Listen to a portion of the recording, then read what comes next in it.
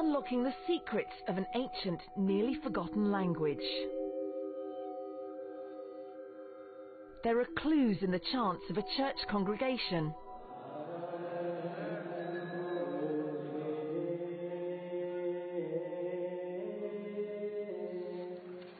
And in the chugging sounds of this outdated machine,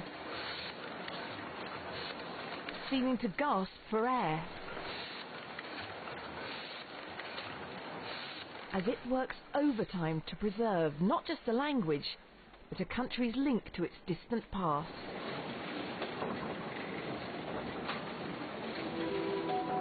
Welcome to Ethiopia. Welcome to Inside Africa.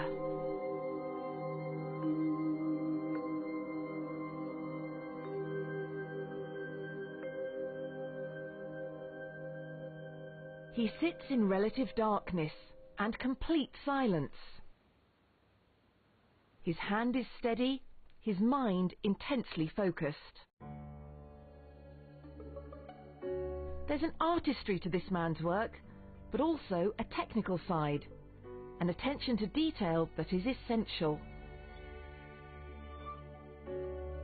He's a Merigeta, which is similar to a monk in the Ethiopian Orthodox Church. His job is to preserve ancient manuscripts by meticulously rewriting them as they originally appeared, in the all but forgotten language of Geez. Geez means free. It is a language of the free people. Dr. Ayel Bakeri is an author and historian. He says part of the significance of Ge'ez is that it's an ancient language, native to Ethiopia, that's still used in script today. Ethiopia remains the only country in Africa that has never been colonized. The reason for not being colonized, in part, is a result of the depth and knowledge of the history that the people have, their sense of identity. But for all his years on research on Ge'ez, Bakeri has never had a hands-on experience like this one, at the Patriarchate Museum in Addis Ababa. So we have a traditional scribe here. These tools were used as far back as the 3rd century to scrub and soften animal skin into parchment. That's what we see over there. Yes, it is a material and which they make it of the skin of goat or sheep in order to make a soap. So the scribe is involved in preparing the ink. Exactly. He's also involved in preparing the skin. And then after that he started scribing. Before Bakeri and his museum guide leave, the Merigeta has a gift. Bakeri's name written in Ge'ez. Very sterling. Dr. Ayel Bakeri. በጣም ደስ የሚል ቁም ጽሕፈት ነው. This is beautiful. It's beautiful, yeah.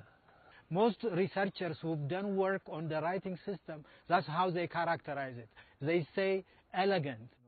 The fact researchers even have examples of Ge'ez is somewhat remarkable, and accredits the work of these holy men, called Abbas.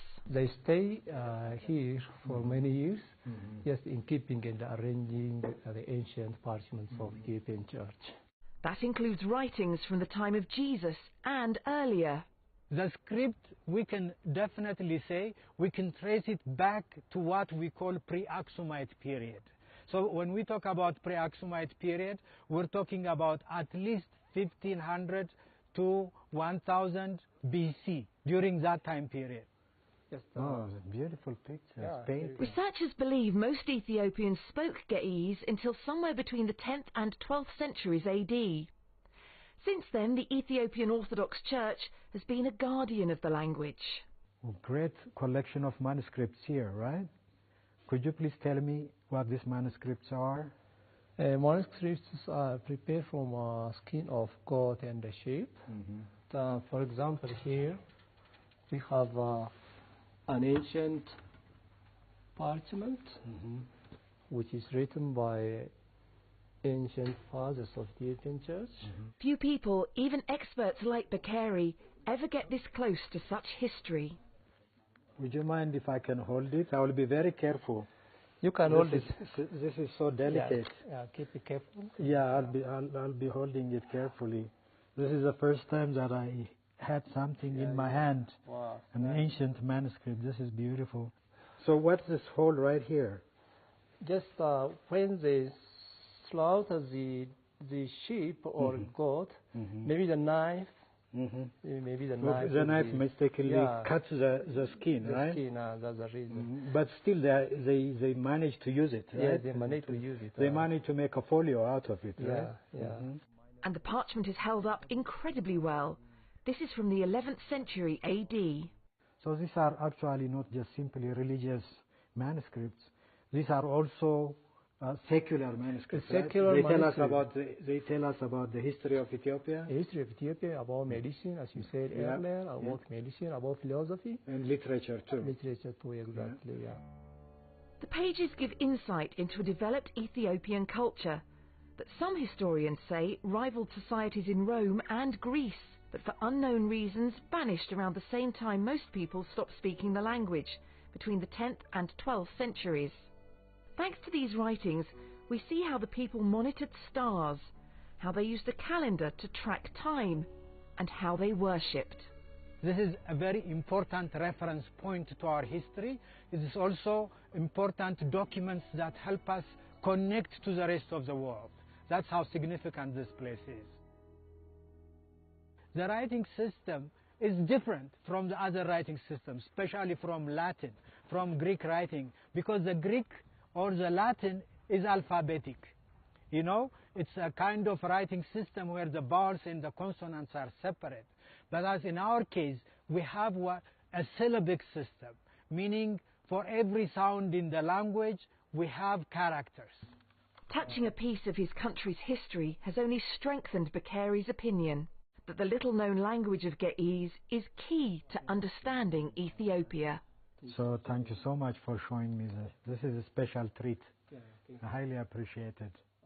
It's not only one of the foundations of our nation, but that ancient tradition is continuous. It has been kept from generation to generations until the present time.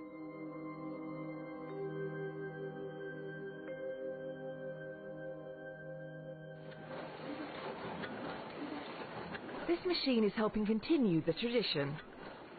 Coming up, we examine why this old-fashioned press plays such an important role today in preserving Ge'ez.